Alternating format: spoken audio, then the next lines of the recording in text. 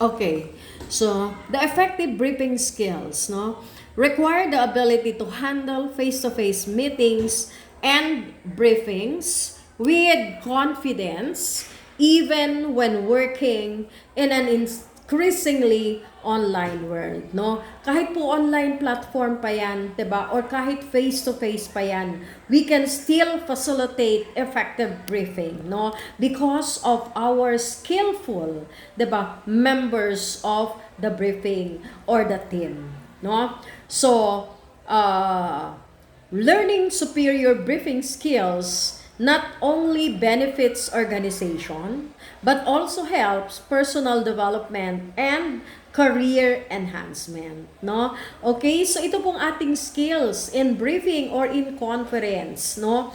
Hindi lang po ito added points, no, sa ating personality, but career-wise, we also need this, no? Especially when it comes to our professional, when it comes to our personal development, and of course, as far as our career is concerned. No?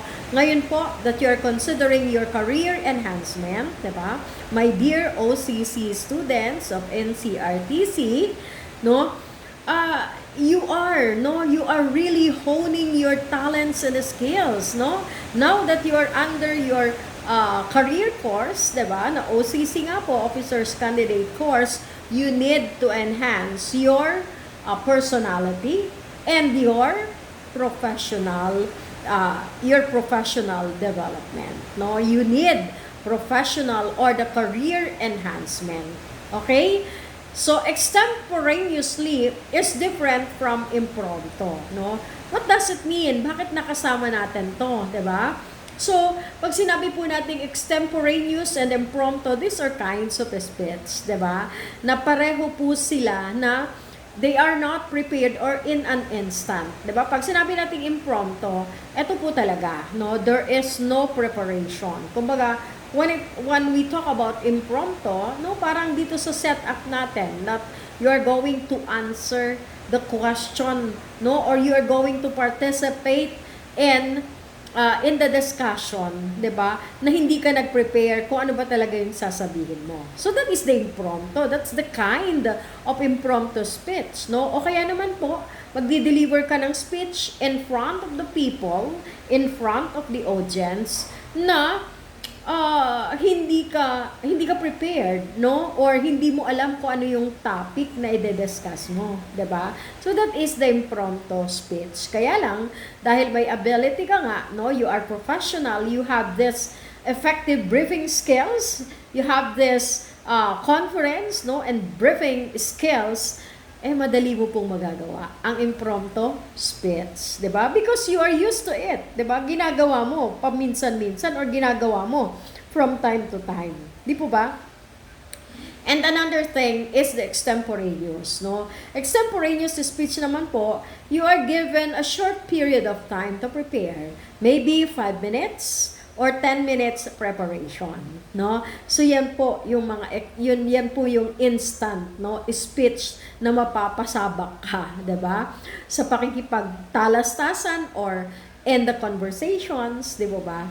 Dahil you are going to deliver right now. You are going to deliver your speech right now. So that's the difference, no, between impromptu and extemporaneous, di po ba?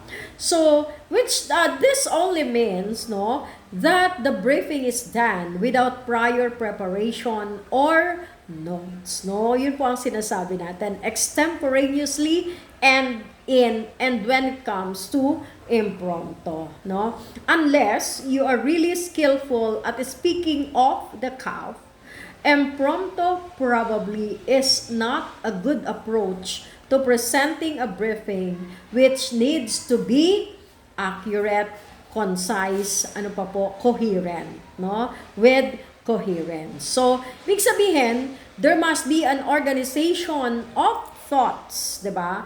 Before considering your briefing or your conference. Okay? Or before conducting the conference, no? Now, how to prepare before the conference? So, ito yung conference na tinatawag natin, 'di ba? Number 1 is to determine your objectives for the conference. Aba, syempre, no? Kailangan nyo po itong mauna, no? What is your objective? Ano yung iyong purpose? Why you are going to have the conference, no? Bakit kailangan nyo ng meetings? Bakit kailangan nyo ng assembly, di ba?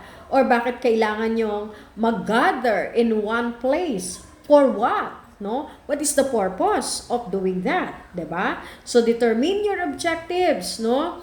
So, take some time to think about your short and long-term career personal goals. Okay? Consider your objectives for the conference and how these objectives will further your goals. Okay? Make sure to attend sessions that cover the content you need, as well as some sessions that may not be directly related to your job, but will broaden your perspective of the field.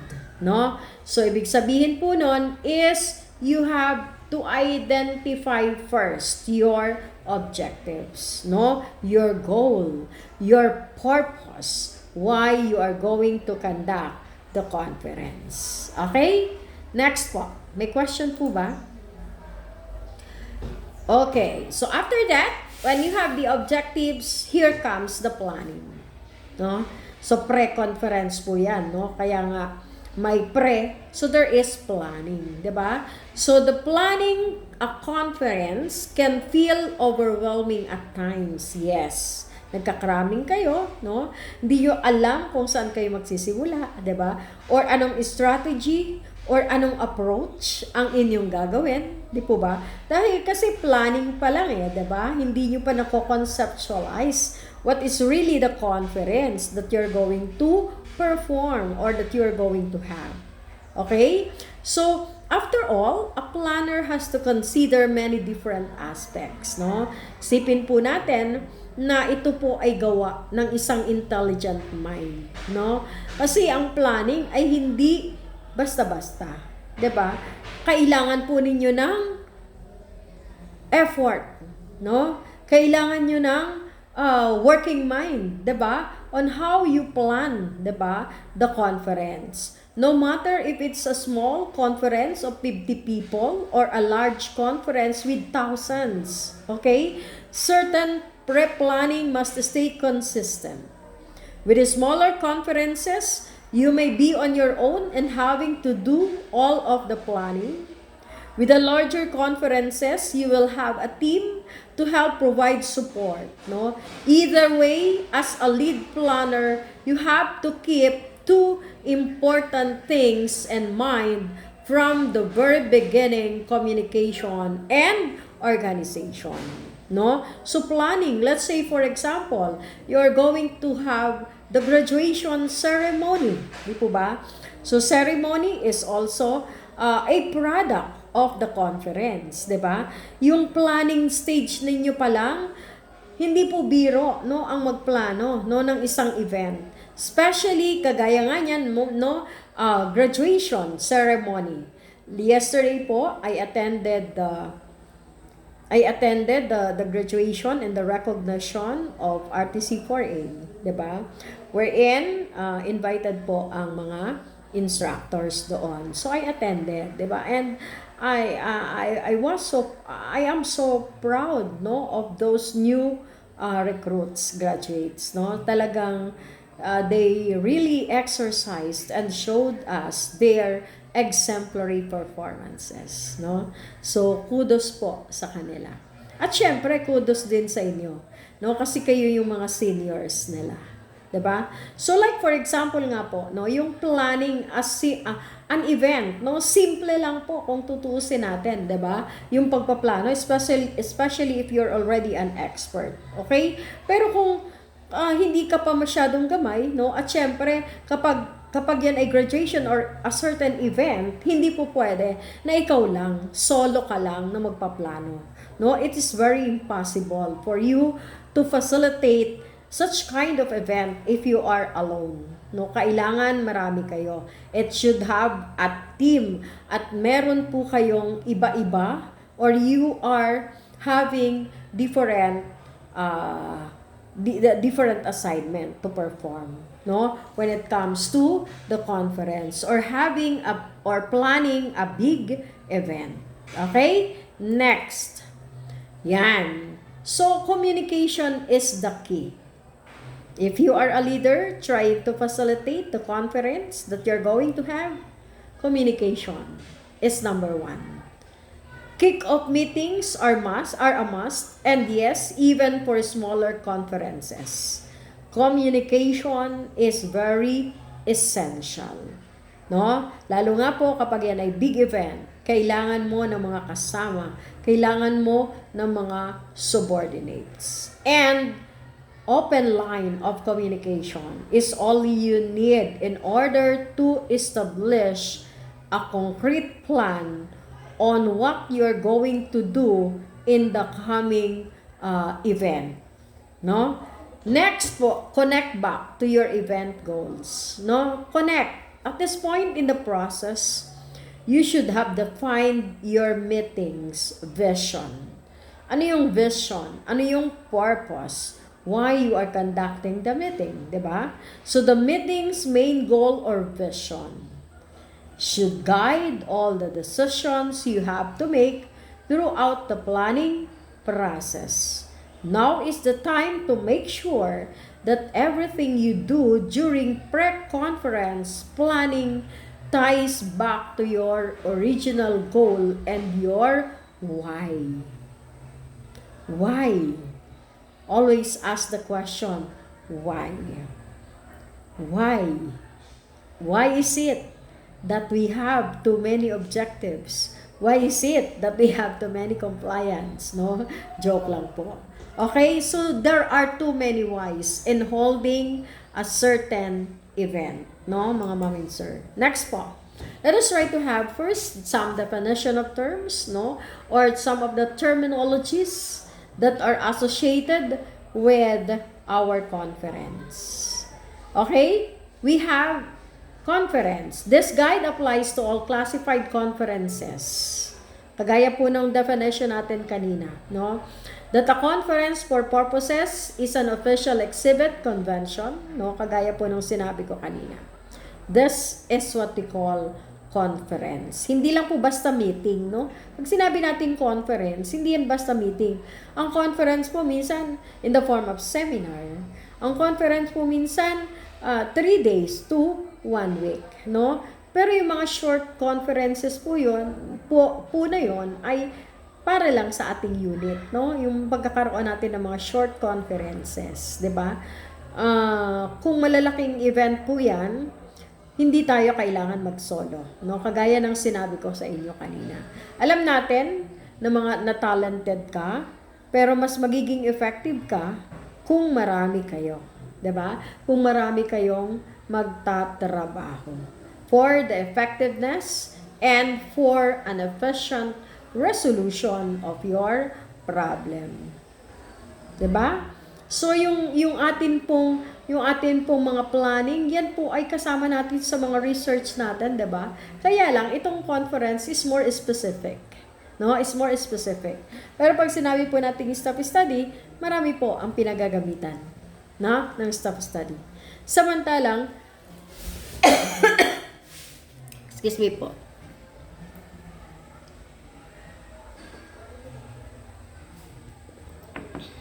Samantalang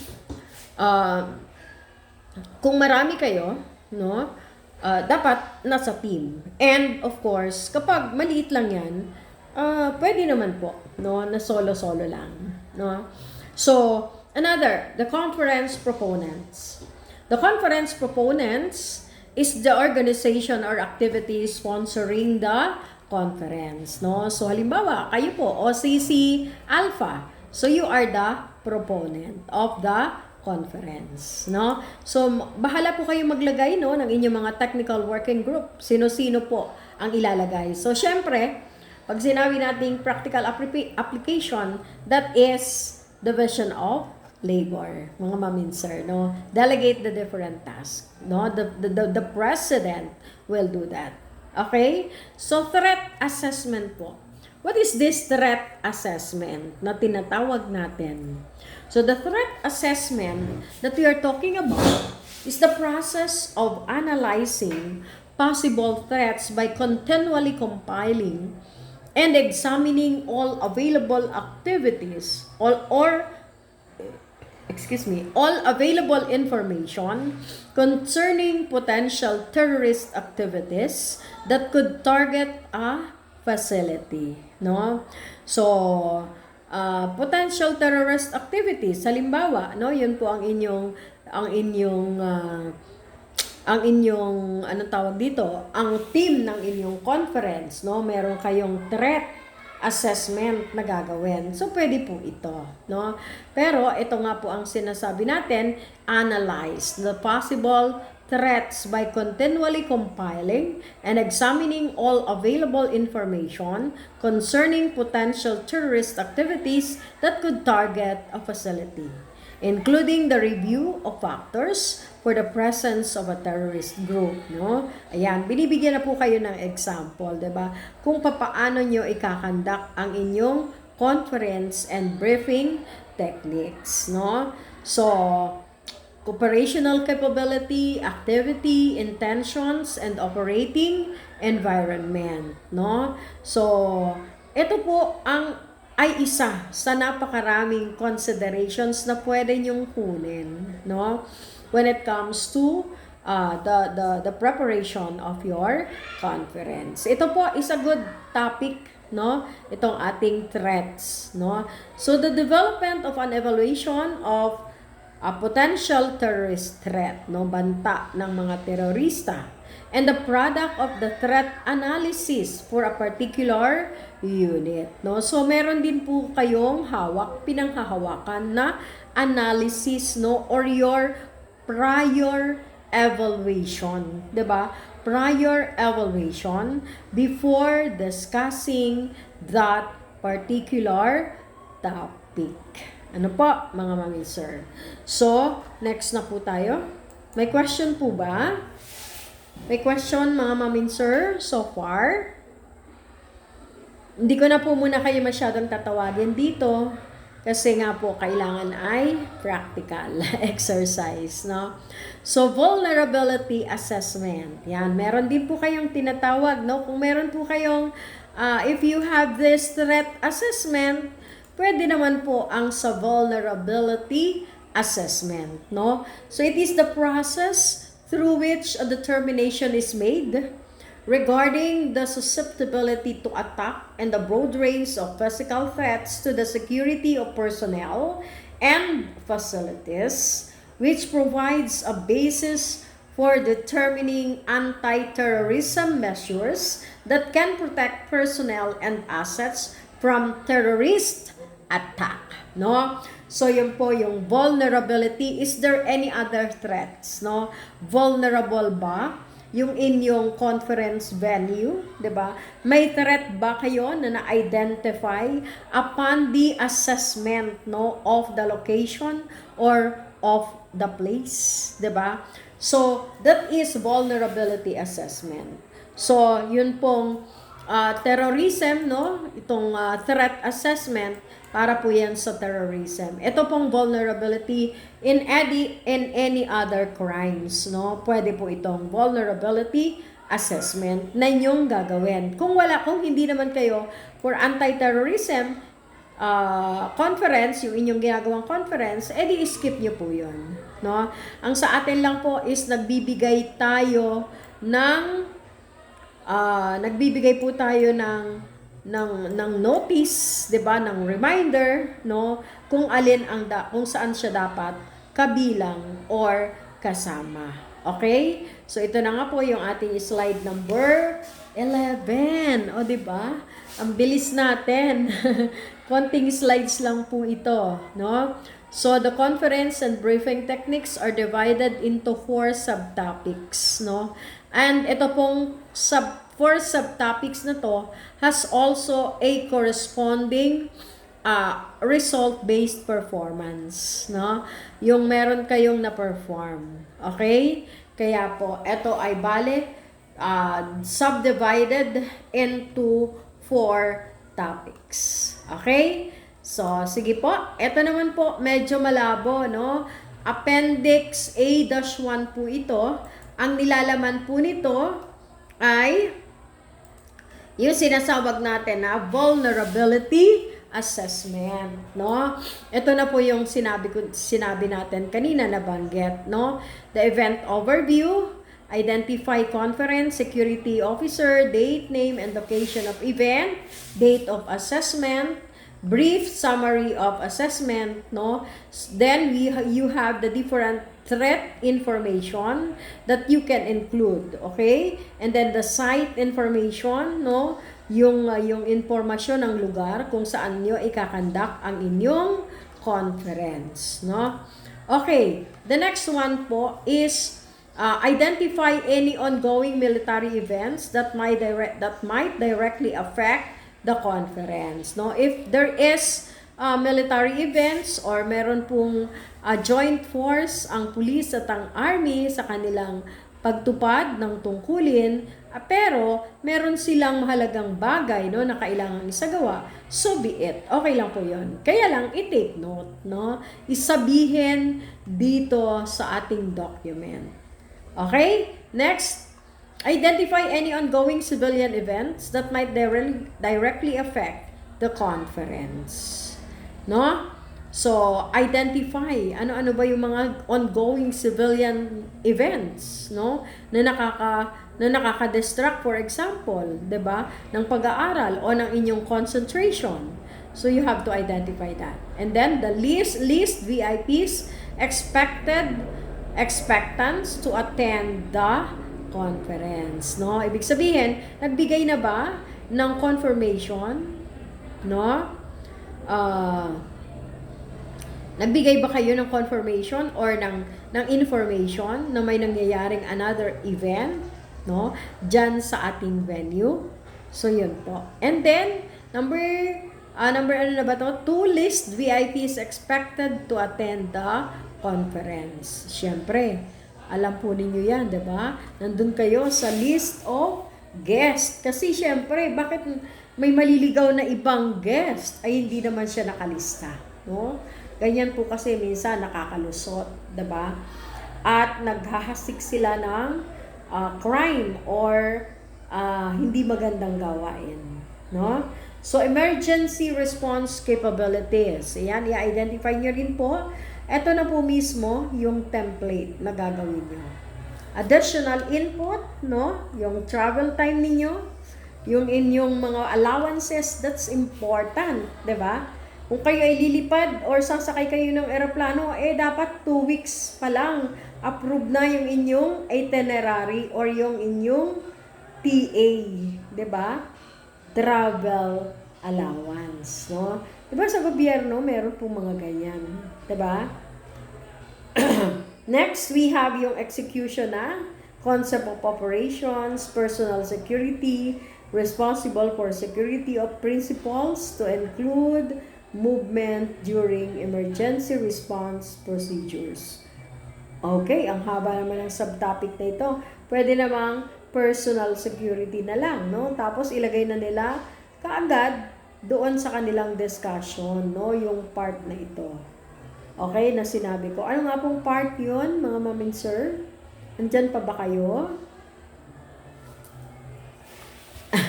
Okay. Okay. Opo. Baka wala na akong kausap. Sige po. Sige po. Thank you so much po. Opo. Maya-maya po, bigyan ko kayo ng break. Kayo mag-alala. Yan. We have the different rooms, no? Na pwede nating, different places na pwede nating lagyan ng parang nag-e-echo po. Na pwede nating lagyan ng mga personnel o yung ating security personnel, no? Okay, so next na po. The requirements. What are the requirements para magkaroon tayo ng conference, no? There should have an approved locations for classified conferences, no? Approved locations. And for classified conference, these are yung mga may police, no, military or government installations and cleared contractor facilities, no? Next po, the conference proponents should ensure security measures are integrated early in the planning process. Dapat nandun po, no? Yung ating mga security measures. Yes, you may have an effective conference, anong tawag natin dito? Conference setup. Pero, no, nakalimutan mo naman po na i-secure yung sarili mo, 'di ba? So, wag mong gawing kawawa ang iyong sarili, no? So, kailangan you have to ensure that there is enough security. 'Di ba? Kasi pag po mga uniform personnel, especially PNP, alam nyo naman, 'di ba, ang sitwasyon, no? So next, it is recommended that the security of participants and protection of classified information be a consideration in the selection of an event location, no? Okay, consider din po natin ito, mga mamin sir, no? And then, as access to the conference.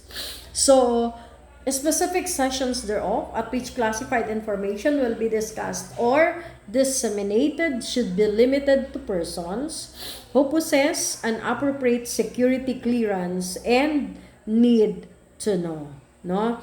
So, sino po ang pwedeng maka-access? That there should only be limited persons, 'di ba? Na may sapat, no, na security clearance, and you properly identify them, then that's the reason, no, na magkakaroon tayo ng access, no, to the conference if there is enough, no, clearance for them to be accepted in your conference. Okay, next, the person releasing the information, excuse me lang po.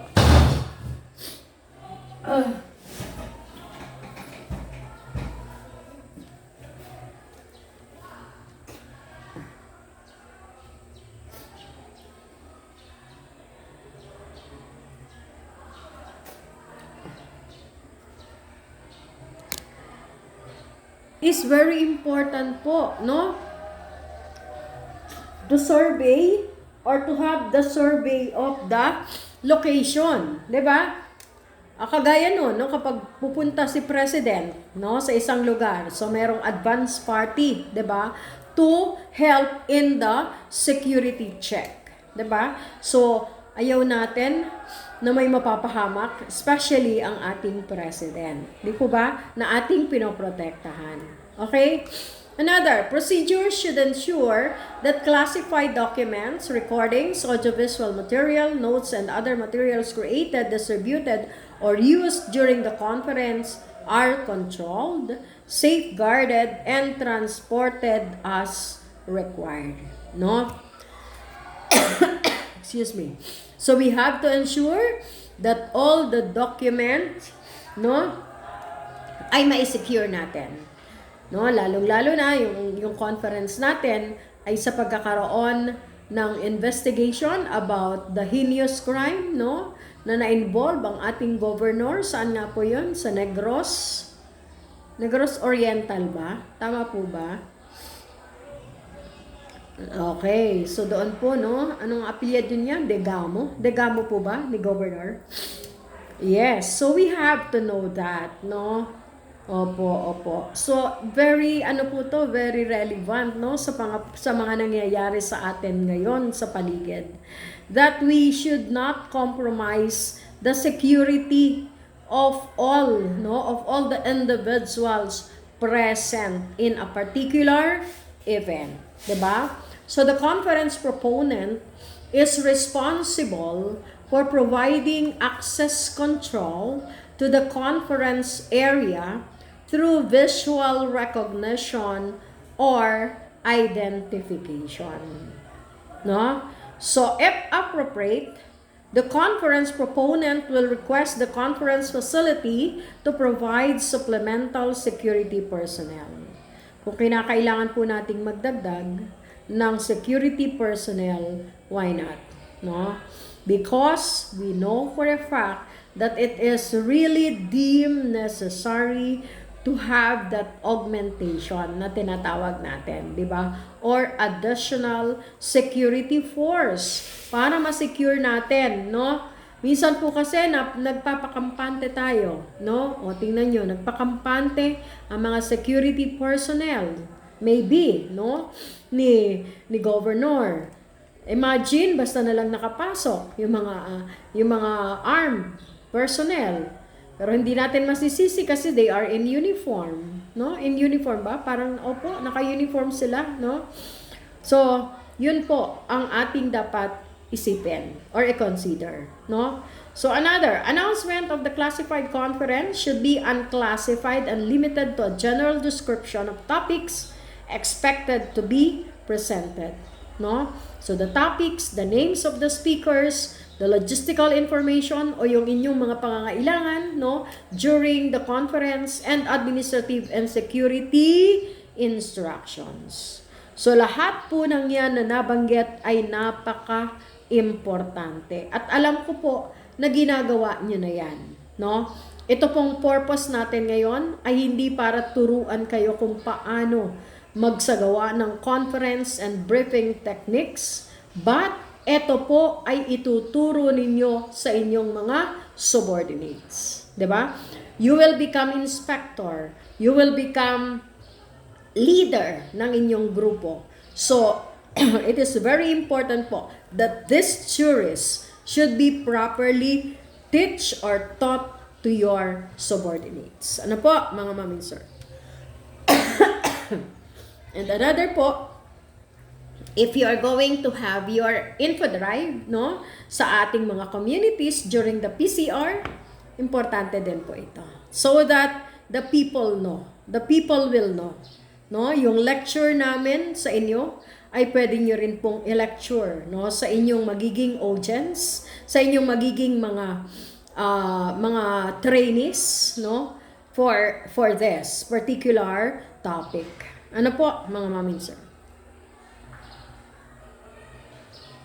Hindi na po ito para sa inyo, no? Para gawin nyo, no? Ito po ay para sa inyong pagtuturo, no? Sa inyong mga subordinate, no? So it is suggested that end-of-day security checks be conducted to ensure no unsecured classified material remains in the conference area, no? Para ano po, para maiwasan natin, 'di ba?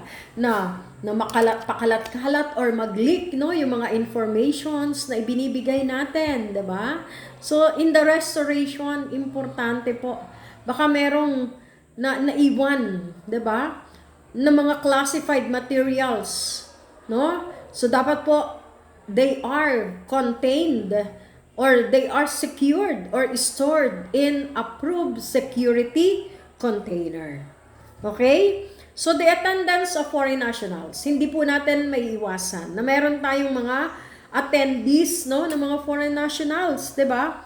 So, sila din po, no, kahit binibigyan natin sila ng special treatment, they must comply, 'di ba, with all the directives. Kahit pa sila ay foreigners, sabihin natin na we respect them, they are special, they are very important to attend, no, in our conference or in our event, but they have to follow the protocols, no? Hindi pwede na porke foreign national ka, you will not subject to any security check. No, hindi po pwede 'yon, 'di ba? This is our country and we are just protecting our country. No? Tandaan po natin 'yan. We are protecting our country, we are protecting our countrymen, no? And that is the job of the law enforcers, and that is the job of uniformed personnel, no? So another one, the government Assurance is obtained in writing from the responsible government foreign disclosure offices that the information to be presented has been cleared for foreign disclosure, no? So, syempre, hihingi muna kayo ng clearance kung pwede ba natin silang i-subject, no, for their para makuha natin ang some data or no? Kasi alam natin that they are protected with the Data Privacy Act, no? So, meron po tayong tinatawag na Data Privacy Act at alam ko po na alam na ninyo yan, 'di ba? Na hindi natin, yun ng pagpipicture, 'di ba, sa isang individual. Kung hindi nila pinapayagan, you don't have to do that, no? Kasi mape-penalize ka po ng Data Privacy Act. Every individual is exercising, no, their privacy, and it is their freedom, no? It is their freedom to exercise privacy, no? So coordination efforts should be given. Ilang days po ba sa atin yung ating coordination effort sa ating mga foreign nationals attendees? I think 120 days. Ilang months yon?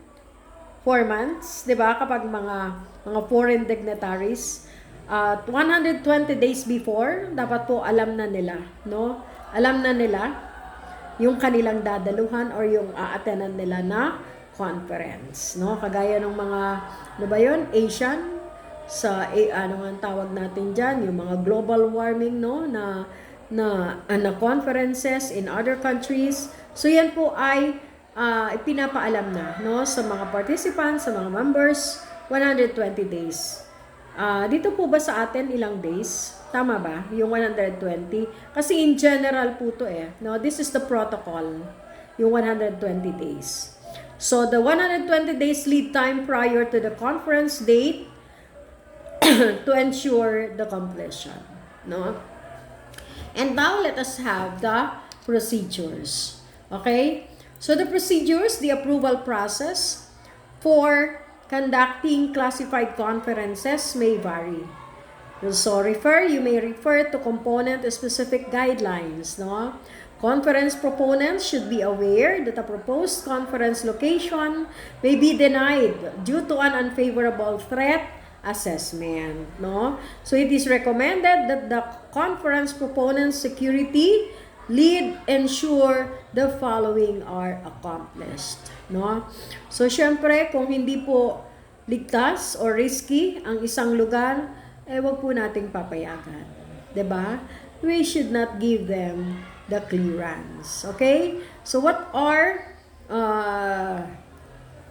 the important, no, factors as far as security is concerned? So, the security liaison. Contact the host security officer to obtain information regarding local force protection conditions, no? So, magkaroon po ng coordination among the attendee and among the organizer, no, of the events or yun pong nagpadala ng letter. Kailangan meron kayong conference or meron kayong briefing, 'di ba, about the event. Okay? Another is the threat assessment. Yan. We have a card or a template for the threat assessment, no? After the conference facility has been selected, a threat assessment be prepared to ensure proper protection of personnel and other assets, no? So, kailangan din mag-conduct ng threat assessment. Ano ba yung mga threat na nakikita natin or na-anticipate natin? Okay? Another one is the vulnerability assessment. After the selected conference facility has been approved, no? Kapag approved na yung ating location na kung saan tayo ay magkakandak ng conference outside of our office, syempre, no? Magkakandak tayo ng, ang una po nating ikakandak is the threat assessment. And the next one is excuse me, vulnerability assessment. Okay? Excuse lang po. Kuha lang po akong water. So the lessons learned, no? Lessons learned should be documented for inclusion into future security plans. Ano po? So, yun pong conference security plan, this is also very important. No? Kasi po lahat ng yung security measure na dapat nyong i-provide, no? Especially VIP siya. Importanteng tao sa lahat ng tao sa mundo. For example, so kailangan po yan. Because ano man ang event na puntahan ng ating Santo Papa, that is considered as a large event. Di ba? Kung yun nga pong misa sa bayan, di ba? Kapag nagmimisa sa bayan, talagang may mga pulis na nagtatraffic, may mga pulis na police visibility everywhere, no? Kung saan-saan. Kaya po, kailangan talaga natin ang ating conference security plan, no? Ito po yung sinasabi ko kanina na vulnerability assessment template, no? Pinicturean na lang natin para po pag isusulat kasi or itatype, no, ang haba-haba pa rin. So andito po yung ating mga overview, event overview, the threat information. So lalagyan nyo na lang po ito, no? Wala na po kayong ibang gagawin kundi you're just going to fill up our template. Hindi na kayo mag-iisip ano pa yung gagawin nyo. Eto na po yun. May template na kayo. Ang kailangan nyo lang pong gawin is the final execution, no? Action, application, no, of what you have learned or what we have discussed, no? Kadugsong po ito ng vulnerability assessment. Okay, this emergency response capabilities, additional input, no, yung travel time, 'di ba? Anong oras siya umalis doon sa kanyang hotel room? Anong oras dapat siya nandoon sa venue, no? Yun po mga ganong consideration ay ating kailangang ilagay, no? Para maging kompleto po ito, no? Okay po. Mamaya po, ito po yung ating briefing, no, para magkaroon kayo ng idea sa inyong gagawin. Panunuorin po natin ito mamaya. Pero for the meantime, let us have first our deserved break. Health break po, mga mamin sir. No? Let us have our health break. Apo. Okay, sige pa. Okay? Nasusundan po ba? Nasusundan po ba yung mga slides? Sabi ni Ma'am Orsolino, ano po? Hindi gumagalaw, naka-stack. So may concern po sa no.